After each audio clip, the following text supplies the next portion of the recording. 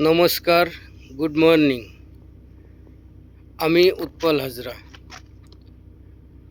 আমার দেশের বাড়ি ইন্ডিয়া।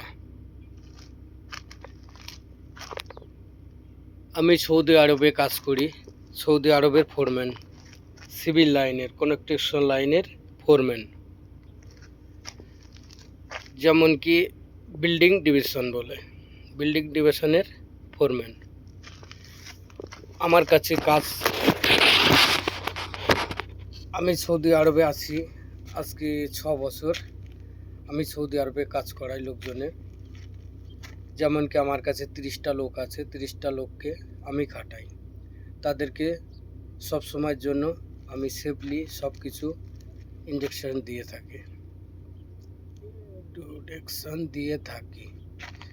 যেমন কি সকালবেলা তাদেরকে সেফটি ট্রেনিং দিতে হয়। সেফটি ট্রেনিংয়ে তাদেরকে সব কিছু শেয়ার করতে হয়।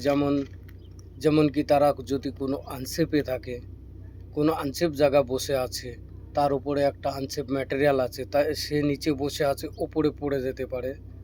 ওর জন্যে ওদেরকে ট্রেনিং দিতে হয়।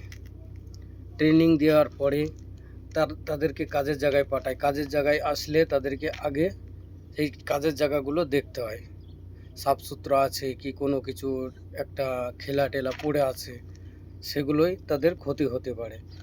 যেমন কি কাটারে কাজ করছে, কাটারে কাজ করলে তাদেরকে ফুল পিপিতে থাকতে হয়। যেমন সেফটির যেমন হ্যান্ড গ্লোভস আছে, চশমা আছে, ফেস শিল্ড আছে, এসবগুলো তাদেরকে মেনটেন করে চলতে হয়।